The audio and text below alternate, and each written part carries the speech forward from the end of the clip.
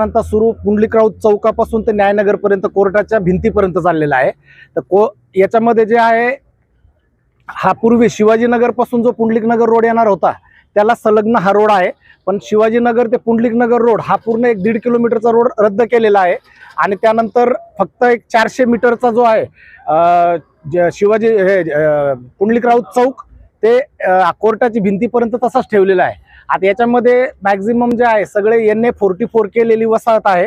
याच्यामध्ये मनपाचं ग्राउंड आहे, 2 अपार्टमेंट पूर्ण बाधित होत आहे। अपार्टमेंटचा अर्धा भाग जिना आणि एक फ्लॅट त्याच्यामध्ये जात आहे।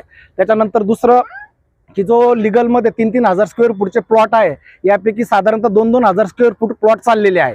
दुसरी गोष्ट जो रोड केलेला आहे त्यांनी, या रोडला हा डायरेक्ट जालना रोडला मिळत नाहीये, याला एंड कोर्टाच्या भिंतीजवळ आहे। त्याचप्रमाणे जे आहे याला येण्याकरता पर्यायी मार्ग जे आहे एक 300 मीटरवर गजानन मंदिर ते 7 हिल रोड मोठा 30 फुटाचा रोड आहे, 30 मीटरचा रोड आहे आणि पूर्वेस बघितलं आपण हनुमान चौकापासून ते कोर्टापर्यंत या 15 मीटरचा रोड ऑलरेडी आहे। तसंच इंटरनल उजव्या साईडला आपण जर बघितलं आपण पूर्व बाजूमध्ये तर पुंडलिकराव चौक ते गजानन मंदिर पर्यंत इंटरनल 5 ते 7 रोड आहेत आणि लेफ्ट साईडला जर आपण बघितलं पूर्व बाजूमध्ये तर याच्यामध्ये पुंडलिकराव चौक ते हनुमान चौकामध्ये इंटरनल 7 ते 8 रोड आहे। या रोडचा हा जो 300-400 मीटरचा रोड यांनी प्रस्तावित केलेला आहे, यामुळे कोणतीच ट्रॅफिक कमी होणार नाही आणि कोणता रहदारीचा प्रॉब्लेम पण सॉल्व्ह होणार नाही। याकरता जे आहे दुसरी गोष्ट की या रोडवरती जे कोणते शासकीय कार्यालय नाही, वैद्यकीय महाविद्यालय नाही, रेल्वे स्टेशन किंवा बस स्टँड काही नाही, जेणेकरून इथं ट्रॅफिक जाम होऊ शकते। या रोडची यामध्ये साधारणतः 80 ते 90 लोकांचे घर चाललेले आहे आणि 700 ते 800 लोक याच्यामुळे प्रभावित होत आहे।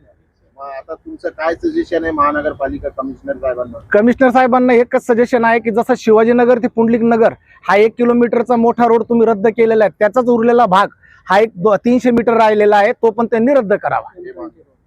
काय म्हणणं आहे तुमचं याकडे? बोला।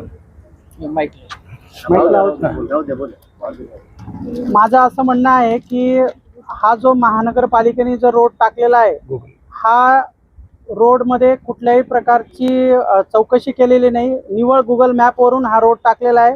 याच्यामध्ये जवळपास 80 ते 90 लोकांची घरं जात आहेत आणि गोरगरीब लोकांनी आयुष्यभर कमाई करून त्यांचं हे घर बनवलेलं आहे आणि त्यांचं हे घर रोडमध्ये टाकून याच्यामधून कोणाचाही काही फायदा होणार नाही।